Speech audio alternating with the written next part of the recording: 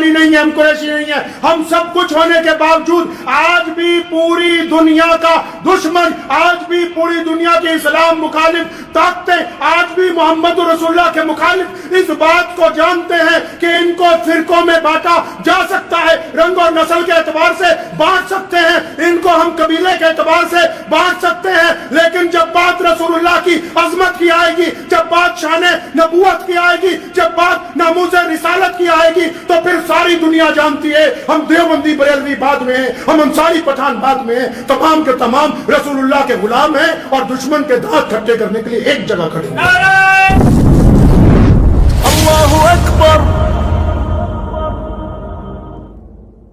کائنات میں اللہ تبارک و تعالیٰ کے بعد اللہ تبارک و تعالیٰ کا اگر کوئی نائب ہے، جس ذات کو اللہ تبارک و تعالیٰ نے پورے انسانوں کے لیے رحمت بنا کے بھیجا ہے،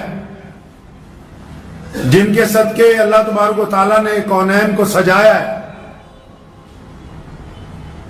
جن کی وجہ سے اللہ تبارک و تعالیٰ نے دن کو روشنی، رات کو تابندگی عطا کی ہے، وہ ذات ہمارے پیارے نبی حضرت محمد رسول اللہ صلی اللہ تعالیٰ علیہ وسلم کی ذات ہے۔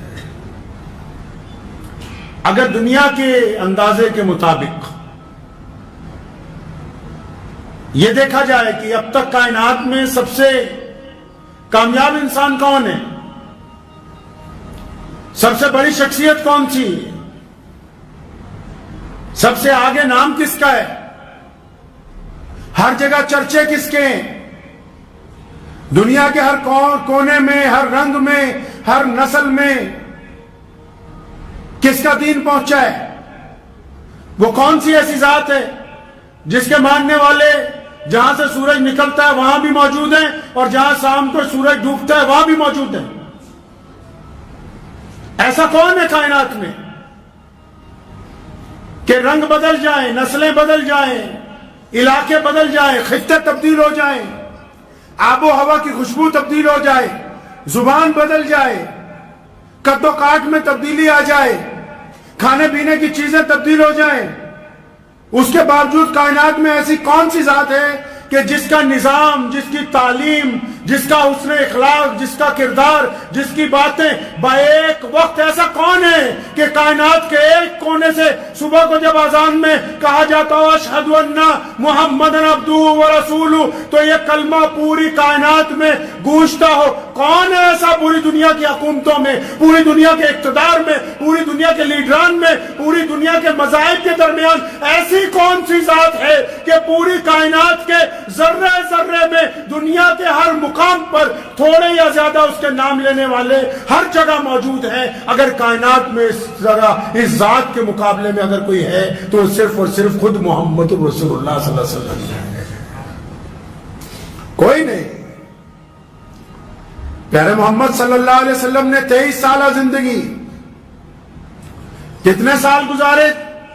اعلان نبوت ہوتا ہے 40 سال کی عمر میں، 63 سال میں نبی علیہ السلام پردہ فرما جاتے ہیں دنیا سے، 23 سال میں تہذیب کی تیاری، 23 سال میں نیا تمدن، 23 سال میں نیا اخلاق، 23 سال میں نیا کردار، 23 سالوں میں انسانوں کی آبیاری، 23 سالوں میں لوگوں کے اندر کردار، ان کی سچائی، آنکھوں میں شرم و حیا، لوگوں کو دستور قرآن پاک جیسا نظام، ایک قبلہ اور ایک قرآن، ایک رسول عطا کیا۔ یہ محمد رسول اللہ صلی اللہ علیہ وسلم کا کمال ہے۔ 23 سال کی مدت میں لوگ ایک خطے سے دوسرے خطے تک نہیں پہنچتے، اور یہ نبی علیہ الصلوۃ والسلام ہے۔ تو نبی علیہ الصلوۃ والسلام کی سیرت پاک کی اگر ایک جھلک دیکھنی ہو کہ ان کا دین کیسے لوگوں تک پہنچا ہے تو پھر ہم اپنے آپ کو خود نہ دیکھ لیں۔ ہمارے آبا و اجداد میں کون ہے جو مکہ مدینے سے آیا ہو؟ ہمارے پاس کون ہے؟ محمد رسول اللہ صلی اللہ علیہ وسلم کے دیوانے آج ہر جگہ موجود ہیں، ان کا تعلق خون کا کوئی رشتہ اس سرزمین کے ساتھ نہیں ہے، لیکن نبی علیہ الصلوۃ والسلام نے کیا فرمایا تھا؟ قربان جائیں محمد رسول اللہ پہ۔ اپنے صحابہ سے ایک دن فرمایا تمہیں پتہ ہے کہ افضل مسلمان کون سے ہوں گے؟ افضل مسلمان کون سے ہوں گے بھائی؟ سب سے اعلیٰ والے؟ صحابہ نے عرض کی یا رسول اللہ کہ انبیاء علیہ السلام جو اللہ کے نبی ہیں، فرمایا وہ تو افضل ہیں ہی، اللہ کے چنندہ بندے ہیں، اللہ نے ان کو چن کے بھیجا ہے، میں تو یہ پوچھنا چاہتا ہوں کہ افضل مسلمان کون سے ہوں گے؟ صحابہ نے پھر عرض کیا یا رسول اللہ کہ ہم لوگ جو آپ کے پیچھے نماز پڑھتے ہیں، تو نبی علیہ السلام مسکرائے، فرمایا تم تو افضل ہو ہی، تم نے مجھے دیکھا ہے میرے ساتھ نماز پڑھتے ہو، ہمہ وقت میرے ساتھ رہتے ہو، میرا پوچھنے کا تو مقصد یہ ہے کہ افضل مسلمان کون سے ہوں گے؟ تو نبی علیہ السلام کو صحابہ نے عرض کی تھی یا رسول اللہ آپ خود بتائیے، تو آپ صلی اللہ علیہ وسلم نے پھر آپ کا ذکر کیا، کہیے صلی اللہ علیہ وسلم۔ ہمارا ذکر آپ صلی اللہ علیہ وسلم کے دربار میں ہو جائے تو یہ کوئی چھوٹی بات ہے؟ یہ کوئی معمولی بات ہے؟ یہ کوئی عام بات ہے کہ پیارے نبی حضرت محمد رسول اللہ صلی اللہ علیہ وسلم 1450 سال پہلے ان لوگوں کا ذکر کر رہے ہوں جو ابھی پیدا بھی نہیں ہوئے تھے اس وقت، جن تک تو ابھی دین پہنچا ہی نہیں تھا،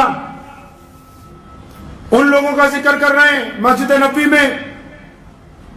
کوئی معمولی بات ہے یہ قسمت والوں کی بات ہے۔ ایمان والا ہونا، محمد الرسول اللہ کا غلام ہونا اتنی بڑی بات ہے کہ ساری دنیا کا سرمایہ اگر ایک طرف رکھ دیا جائے اور محمد الرسول اللہ صلی اللہ علیہ وسلم کی غلامی کو اگر ایک طرف رکھا جائے تب بھی اس پردے کو کوئی برابر نہیں کر سکتا۔ غلام رسول صلی اللہ علیہ وسلم ہونا ہی سب سے بڑی عزت کی بات ہے، اس در کا نوکر ہونا، ان کے دروازے کا بھکاری ہونا، محمد رسول اللہ صلی اللہ علیہ وسلم کا غلام ہونا ہی سب سے بڑی بات۔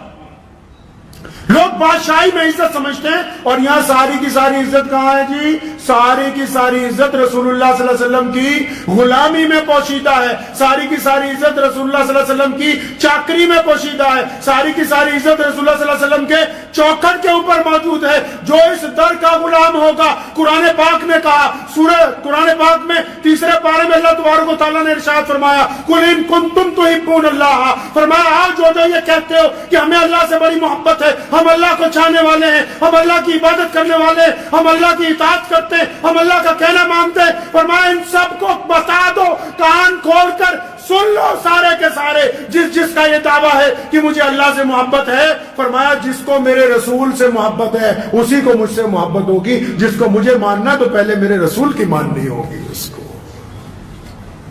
جس کو اللہ سے محبت کا دعویٰ ہے اس کو رسول اللہ سے محبت کا اعلان کرنا ہوگا، رسول اللہ کی غلامی کا اعلان کرنا ہوگا، رسول اللہ کی اطاعت کا اعلان کرنا ہوگا، رسول اللہ صلی اللہ علیہ وسلم کی فرمانبرداری کا اعلان کرنا ہوگا، محمد رسول اللہ کی اتباع کرنی ہوگی، محمد رسول اللہ کی پیروی کرنی ہوگی۔ اگر کوئی محمد رسول اللہ کا باغی ہے اور اس کے بعد کہے جس طرح مردود قادیانی کہتے ہیں کہ نعوذ باللہ ہم اللہ کو بھی مانتے، نعوذ باللہ رسول اللہ کو بھی مانتے اور پھر مرزا مرتد کو بھی مانتے، کان کھول کر سن لو کہ اللہ نے کائنات میں اپنے بعد صرف خاتم النبیین محمد الرسول اللہ کو بنائے۔ اب قیامت آ سکتی ہے، محمد الرسول اللہ کے بعد کوئی نبی نہیں آ سکتا ہے، قیامت آ جائے گی، کوئی رسول بن کے نہیں آئے گا۔ آپ نے دیکھا نا کہ ہمیں دنیا نے کس بات میں ہم جڑے ہوئے ہیں، پتہ نہیں آپ کو کہ ہم دیوبندی ہیں؟ کیا بھول گئے تم کہ ہم تو بریلوی ہیں؟ یاد نہیں کہ ہم پٹھان ہیں؟ کون کہتا ہے کہ ہم شیعہ نہیں ہیں، سنی نہیں ہیں، انصاری نہیں ہیں، پٹیل نہیں ہیں، چوہان نہیں ہیں؟ کون کہتا ہے کہ ہم سلمانی نہیں ہیں، ہم قریشی نہیں ہیں؟ ہم سب کچھ ہونے کے باوجود آج بھی پوری دنیا کا دشمن، آج بھی پوری دنیا کے اسلام مخالف طاقتیں آج بھی محمد رسول اللہ کے مخالف اس بات کو جانتے ہیں کہ ان کو فرقوں میں بانٹا جا سکتا ہے، رنگ اور نسل کے اعتبار سے بانٹ سکتے ہیں، ان کو ہم قبیلے کے اعتبار سے بانٹ سکتے ہیں، لیکن جب بات رسول اللہ کی عظمت کی آئے گی، جب بات شان نبوت کی آئے گی، جب بات ناموس رسالت کی آئے گی تو پھر ساری دنیا جانتی ہے ہم دیوبندی بریلوی بعد میں ہیں، ہم انصاری پٹھان بعد میں ہیں، تمام کے تمام رسول اللہ کے غلام ہیں اور دشمن کے دانت کھٹے کرنے کے لیے ایک جگہ کھڑے ہوئے۔ نعرہ تکبیر، نعرہ تکبیر، نبوت، نبوت، نعرہ تکبیر۔ یہ صفت کس نے پیدا کر دی مسلمانوں میں. اندازہ لگاؤ کتنا بانٹا دنیا نے اسلام کو. اس کے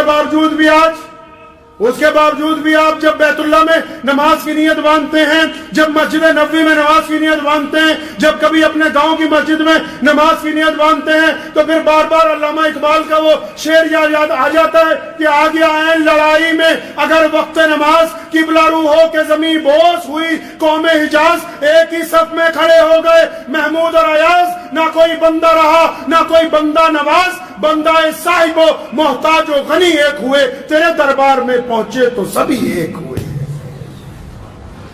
یہ محمد رسول اللہ کا کلام ہے، یہ رسول اللہ کا کمال ہے. دیکھو دنیا نے کتنا بانٹنے کی کوشش کی. اب بھی اگر شان نبوت کی بات آ جائے، اب بھی اگر ناموس رسالت کی بات آ جائے، اب بھی محمد رسول اللہ کی آن بان شان کی بات آ جائے، تو پھر شیشہ پلائی ہوئی دیوار کی طرح پوری امت مسلمہ ایک جگہ ہے. یہ برکت کس نام میں ہے جی؟ یہ عزت کس نے جوڑ رکھی ہے؟ یہ اتحاد کس نے پیدا کر رکھا ہے؟ صرف اور صرف ہمارے نبی حضرت محمد رسول اللہ صلی اللہ تعالی علیہ وسلم کی شان ہے.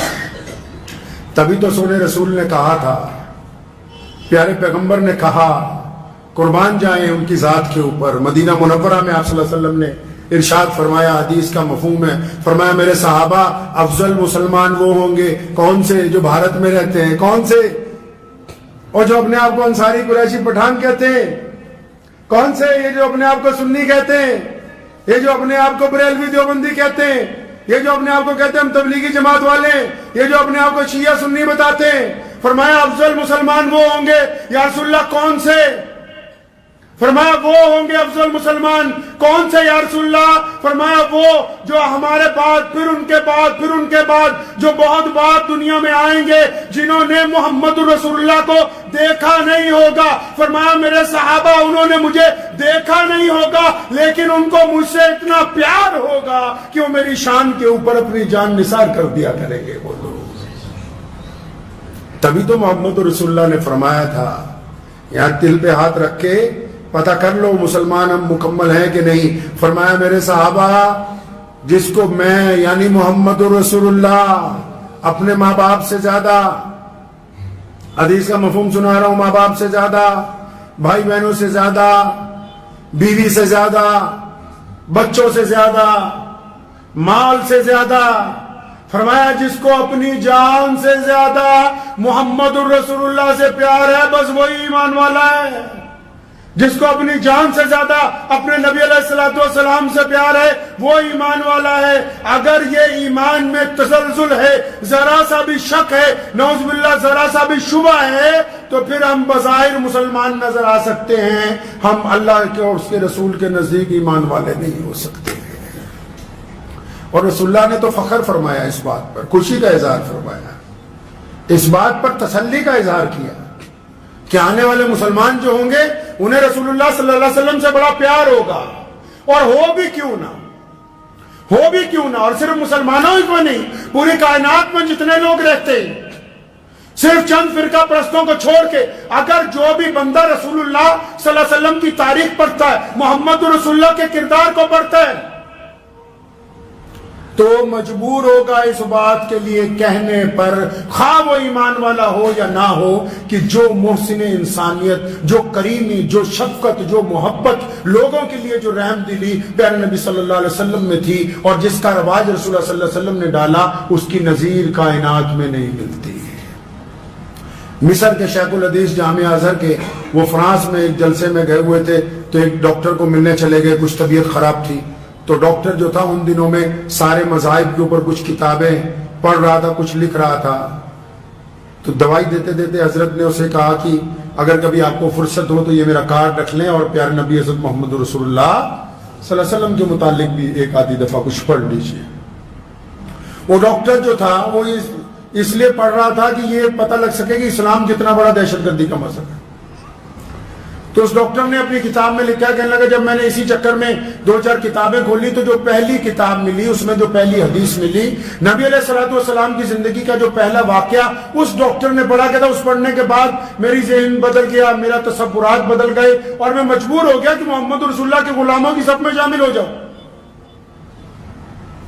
کیا لگا میں نے پڑھا کہ پیارے نبی صلی اللہ علیہ وسلم کے پاس ایک شخص آیا, اس نے آ کے کہا یا رسول اللہ میرا بیٹا گم ہو گیا, دعا کر دیں. ماں بڑی پریشان ہے, میں بھی بڑا پریشان ہوں. اگر کسی کا بچہ گم ہو جائے اللہ نہ کرے تو ماں باپ کے دل میں تڑپ ہوتی ہے, سکون نہیں آتا. تو یا رسول اللہ میرا بچہ گم ہو گیا ہے, آپ دعا کر دیں. ابھی وہ شخص بیٹھا ہوا تھا, گفتگو چل رہی تھی, تو ایک اور صحابی آئے اور انہوں نے جب یہ گفتگو سنی تو اس بندے کو کہا کہ اچھا تمہارے بیٹے کو تو میں نے فلاں میدان میں بچوں کے ساتھ کھیلتے ہوئے دیکھا ہے, وہ تو وہاں پہ. تو وہ شخص اتنی بات سننے کے بعد تیزی سے نکلا مسجد میں سے, بڑی تیزی کے ساتھ. اس نے پھٹافٹ جوتے پہن کے جب نکلنے لگا تو نبی علیہ السلام نے اسے روکا, واپس بلایا اپنے پاس. اب سنیں ہمارے پیارے محمد صلی اللہ علیہ وسلم کس طرح انسانوں کی تربیت کرتے تھے. یہ ایسے ہی دین ہم تک نہیں پہنچا ہے. بعض تو اب بے قدرے ہو گئے نا, کیونکہ سوچتے ہیں مسلمانوں کے اولاد ہیں, ہمیں تو وراثت کے اندر ملا ہے. ایسے نہیں پہنچا ہم تک دین. بڑی قربانیوں کے بعد محمد رسول اللہ کی اتباع جن لوگوں نے کی ہے, بڑی لمبی قربانیوں کے بعد یہ دین ہم تک پہنچے. اور آج بھی قربانیاں دینے والے لوگ قربانی دے رہے ہیں. پتہ ہے کہ ابو جہل اتنا ناراض ہوا تھا, سیدنا سمیہ رضی اللہ تعالیٰ عنہ کا پکڑا, فرمایا تو بوڑھی ہو کے محمد رسول اللہ کی اتباع کرتی ہے, اسلام کو چھوڑ دے ورنہ میں تیرا قتل کر دوں گا. اور پھر ان کے شوہر کو پکڑا, حضرت یاسر رضی اللہ تعالیٰ عنہ کو, فرمایا اپنی بیوی کو سمجھا لے, اگر تم دونوں اسلام دین چھوڑتے, اور دونوں کی عمر 70 سال, ایک کی عمر 80 سال ہے. پھر ان کے بیٹوں کو پکڑا, حضرت عمار بن یاسر کو ماں باپ کے سامنے مارا, کپڑے اتار دیے. سیدنا سمیہ رضی اللہ تعالیٰ نے فرمایا کہ اگر تم میری بوتیاں بھی نچوا دے تب بھی دین میرے ہاتھ سے نہیں چھین سکتا. سیدنا سمیہ رضی اللہ تعالیٰ عنہ کے ٹکڑے کر دیے, اور وہ عورت اسلام کی پہلی شہید بنی. اور صرف وہی پہلی شہید نہیں بنی, حضرت یاسر رضی اللہ تعالیٰ عنہ کے والد حضرت عمار رضی اللہ تعالیٰ عنہ جو سمیہ رضی اللہ تعالیٰ عنہ کے شوہر ہیں, ان کو بھی ان کے بعد شہید کیا گیا. کیسی اللہ نے عزت عطا فرمائی. عورتوں میں پہلی شہید اس گھر کی خاتون ہے, مردوں میں بھی پہلا شہید اسی گھر کا مرد ہے. یہ پیارے نبی حضرت محمد رسول اللہ صلی اللہ علیہ وسلم کا جو دین ہم تک پہنچا ہے. اس شخص نے کہا کہ یا رسول اللہ میں تو بھاگا جا رہا ہوں, مجھے جلدی ہے, میرا بیٹا مل گیا, میں جاؤں, پر میں نہیں ادھر آؤں. تو آپ صلی اللہ علیہ وسلم نے کیا کہا اس کو, فرمایا جب اس میدان میں جائے گا نا, تمہارے بیٹے کا جو بھی نام ہے, مثال کے طور پر کسی کے بیٹے کا نام عبداللہ ہے, تو فرمایا تم جب جاؤ گے تو زور زور سے آوازیں نہ مارنا, عبداللہ میرے بچے, اور میری جان, اور میرے لال, اور میرے پیارے. فرمایا جو جس طرف سے تو جائے گا اس میدان میں, اور چونکہ اپنے بچے سے 2-3 دن سے بچھڑا ہوا ہے, تو جس طرف سے جائے گا اس بچے کو آوازیں دے گا, اور وہ بچہ تیری طرف متوجہ ہوگا, اور تو جس طباق سے اس سے ملے گا, ہو سکتا ہے اس میدان میں کوئی یتیم کھیل رہا ہو سکتا ہے اس میدان میں کچھ ایسے بچے ہوں جن کا باپ نہیں ہے, ہو سکتا ہے کوئی ایسا بچہ ہو جس کے باپ نے کبھی اس کو پکارا نہیں, ہو سکتا ہے کوئی ایسا بچہ ہو جس کے باپ گھر میں نہیں ہے, مر چکا ہے, اور تیری اس محبت کی شدت کو دیکھے گا, اس کو اپنا باپ یاد آئے گا, اس کا دل زخمی ہو جائے گا. اس لیے میرے صحابی جب اپنے بیٹے کو پکارے گا اس کا نام لے کے پکارنا, اور گھر جا کے سارا لاڈ کرنا, باقی بچوں کے سامنے لاڈ نہیں کرنا ہے. مطلب رسول اللہ چاہتے ہیں کہ آپ ذاتی زندگی میں بھی لوگوں کا دل نہ توڑے. رسول اللہ چاہتے ہیں کہ آپ ذاتی زندگی میں بھی لوگوں کا دل نہ توڑیں. آپ اگر اپنے بچوں سے محبت کر رہے ہیں تو کسی یتیم کے سامنے ایسی محبت کا اظہار نہ کریں کہ اس کے باپ کو, اس کو اپنا باپ یاد آ جائے. آپ اگر گھر میں ہیں, اللہ نے آپ کو بہت کچھ دے رکھا ہے, تو کسی غریب کے سامنے اپنی شیخیاں نہ بکھاریں کہ اس کا دل دکھے. محمد رسول اللہ نے یہ رواج ڈالا ہے کہ لوگوں کے دلوں کو توڑو نہیں, لوگوں کے دلوں کو مجروح نہ کرو. یہ رسول اللہ صلی اللہ علیہ وسلم نے کائنات میں سب سے پہلے انسانوں میں یہ رواج ڈالا کہ اللہ نے اگر آپ کو عزت دار بنایا, آپ کو اچھے پیسے دیے, آپ کو اچھا کھانا دیا, اگر تم لوگوں کو بانٹنے والے نہیں ہو تو لوگوں کو چرانے والوں میں شامل نہ ہو, تاکہ تمہاری وجہ سے کسی کے دل کو تکلیف نہ پہنچے. مجھے امید ہے کہ آپ کو یہ ویڈیو پسند آئی ہوگی. اگر پسند آئی ہو تو یہ آپ اپنے دوستوں کے ساتھ شیئر کریں, اور اس چینل کو سبسکرائب ضرور کریں